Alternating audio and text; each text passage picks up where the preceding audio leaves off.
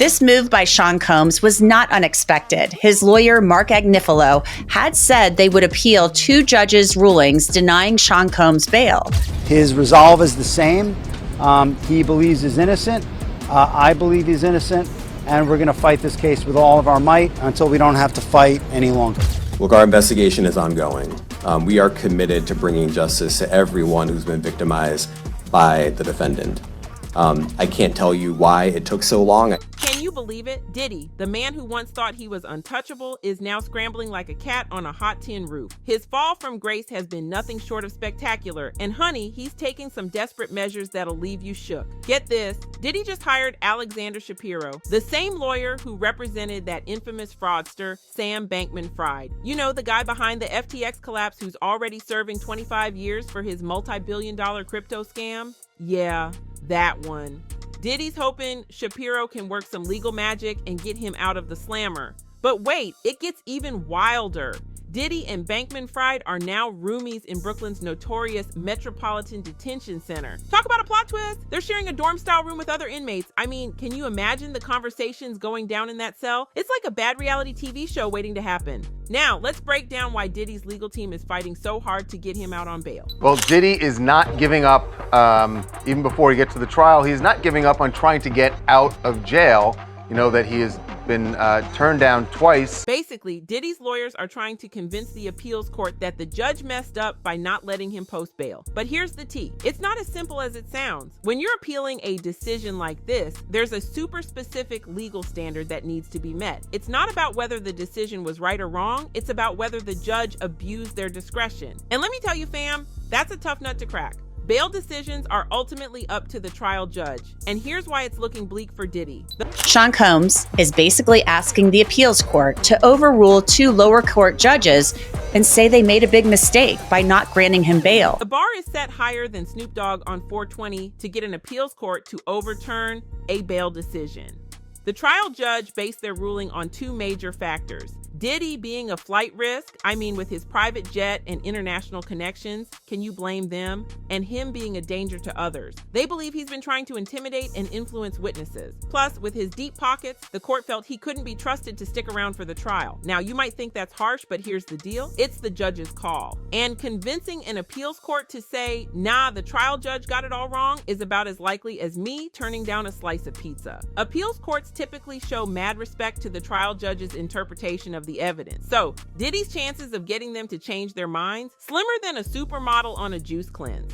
But Diddy's legal team isn't giving up without a fight. Last week, they made their third attempt to secure bail, and honey, it was a mess. They tried to paint the whole situation as media sensationalism, claiming the first judge got swept up in the frenzy. They even threw out a $50 million bond offer with strict home detention, hoping it would sweeten the deal. Spoiler alert, it didn't work. Judge Aaron Subramanian shut it down faster than your mom closing your bedroom door when you have a friend over. He made it crystal clear that Diddy's staying put in the Metropolitan Detention Center in Brooklyn, where he's been since his arrest on September 16th. With the trial date set for May 5th, it's starting to look like Diddy's legal team is running out of plays. They're like a football team down by 30 in the fourth quarter. Desperate times call for desperate measures. Now here's where things get even spicier. Word on the street is that Diddy might have spilled some crucial info that could come back to haunt him. And it's not just his own neck on the line, because let's face it, we all know he didn't operate alone. Diddy didn't do it alone.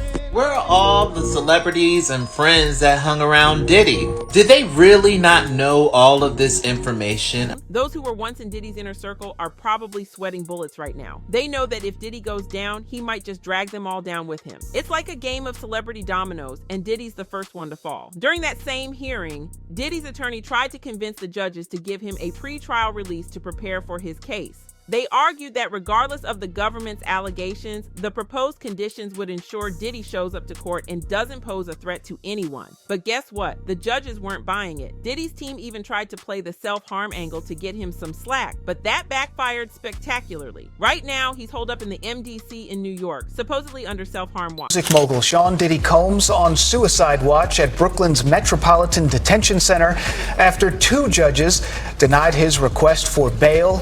But let's be real, it's just routine for high-profile cases like this. Nobody's buying the poor Diddy act. His lawyer quickly backpedaled, releasing a statement saying, Mr. Combs is strong, healthy, and focused on his defense. He's committed to fighting this case and has full confidence in both his legal team and the truth.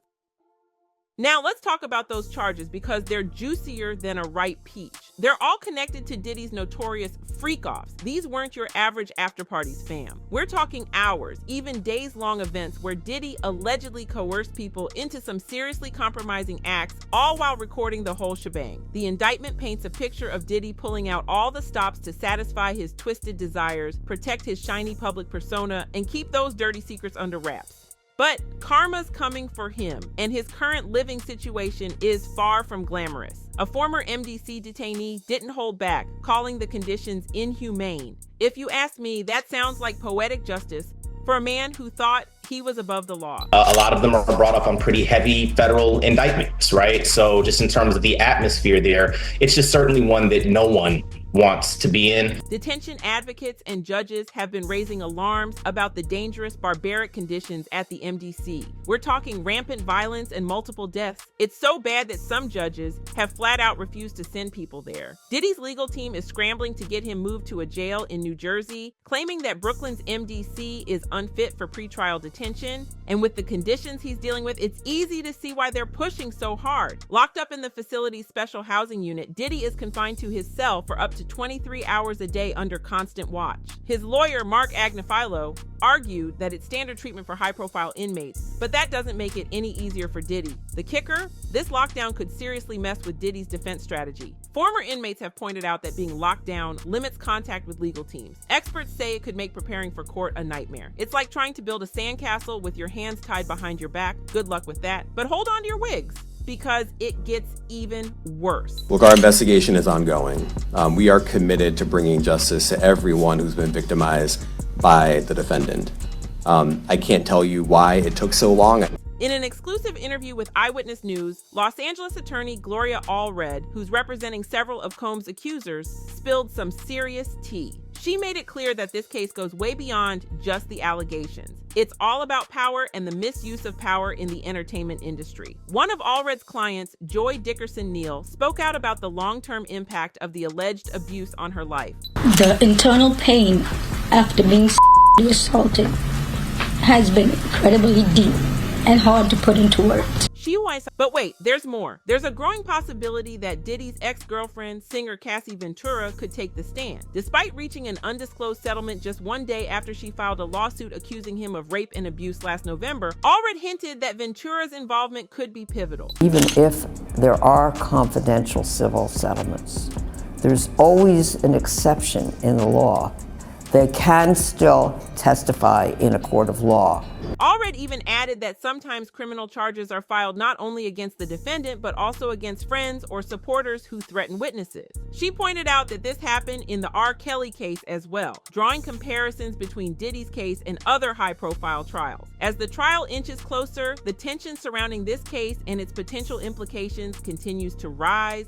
It's like watching a train wreck in slow motion. You can't look away, but you know it's going to be brutal. Now let's talk about the bigger picture, because Diddy's legal mess is just getting started. After decades of living large, you'd think he'd have seen this coming, right? But nope, the fallout is bigger than anyone expected. Enter Tony Buzbee, a high-profile Houston attorney who's coming in hot. He's investigating claims from over 3,800 people across the U.S., accusing Diddy of all kinds of wild stuff. We're talking violence, sexual assault, and even, brace yourselves, sexual abuse of minors. People who wouldn't otherwise, for a variety of reasons, are now stepping forward to make their voices heard and to pursue justice. Yeah, you heard that right. Diddy, sitting in that detention center, is probably rethinking all those freaky after parties right about now. But it's not just the feds he has to worry about. Buzbee is ready to hit him with civil suits that could straight up ruin him for good. So far, Buzbee's vetted 120 people, half men, half women, who all have stories to tell. And trust me, these stories aren't pretty. We're talking texts, pictures, and videos to back it all up, some of which are already in the hands of the FBI.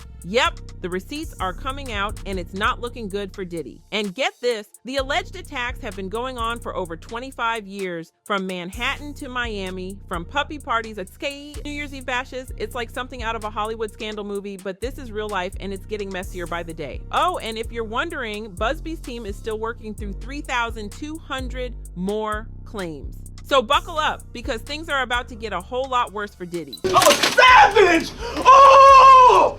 I'm a savage! Whatever I want, I'm going to get! At this point, you've got to wonder, did Diddy really think he could get away with it forever? Well, it looks like he's finding out the hard way that karma doesn't care how famous you are. Diddy better keep his head on a swivel in prison, because according to a former warden at MDC Brooklyn, there are a lot of inmates who would love to make a name for themselves by taking him out. Cameron Lindsay, who used to run the place, told TMZ that Diddy's status as a high-profile celebrity, mixed with the serious charges against him, has basically put a target on his back. Some inmates might even see taking him down as a badge of honor. Yes, it's that serious. Former warden he's a target. That's the fact of the matter, and that's why they have him in a solitary part of the. That's why Diddy's being held in the special housing unit, aka solitary.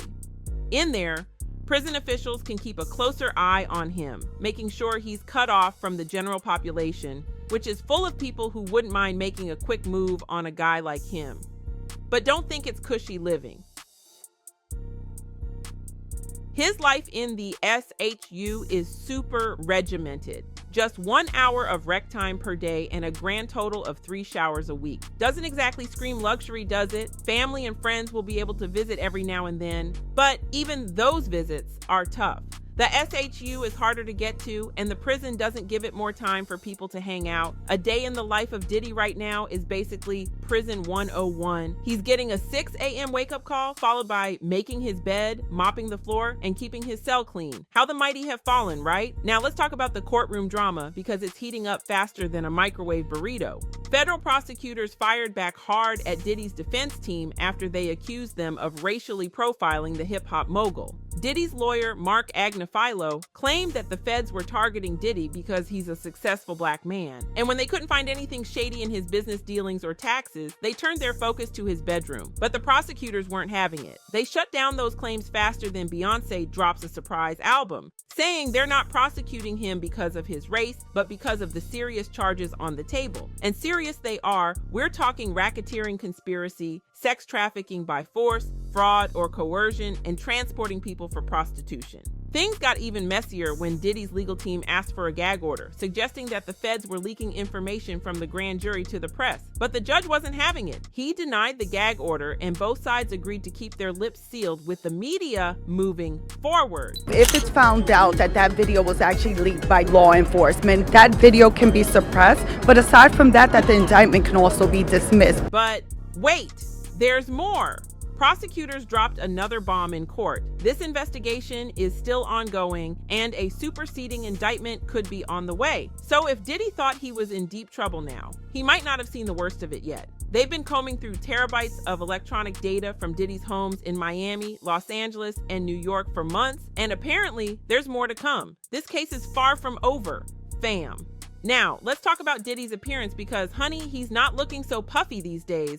And no, it's not just because he dropped the name Puffy for Diddy. When he showed up in court last week, people couldn't help but notice how much thinner he looked, especially in his face. Naturally, the rumor mill started spinning, with folks speculating that jail food, or lack thereof, might be behind the weight loss. Others think the stress of his criminal case is finally catching up to him. First time his 6 oldest children, including 17-year-old twins Delilah and Jesse, arrived together to support their dad. Whatever the reason, Diddy's courtroom appearance had everyone talking, and it's not just about the charges anymore. But here's the real kicker. Fans are clowning Diddy's family for supporting him during the trial. One fan said, "The family is just as guilty as Diddy, period. His mother knew, his children knew, every singer in hip-hop, rap, and pop knew what a monster he is." Another added, "Well, Janet, as your son is a predator, unfortunately, you were aware of his actions. You never intervened or reported to the authorities, allowing his unethical behavior to continue towards his victims." Whew, chilly. This Diddy drama is more twisted than a pretzel, and it's only getting started. Will he be able to wiggle his way out of this mess, or is the music mogul finally facing the music? Only time will tell, but one thing's for sure. This is one Hollywood scandal that's going to be talked about for years to come. That's all for today, fam. If you enjoyed this piping hot tea, make sure to hit that like button, subscribe for more juicy updates, and stay tuned for the next installment of Celebrity Drama. This is Sophie Scoop, signing off. Keep it real and keep it spicy. Goodbye, spicy. Goodbye, spicy.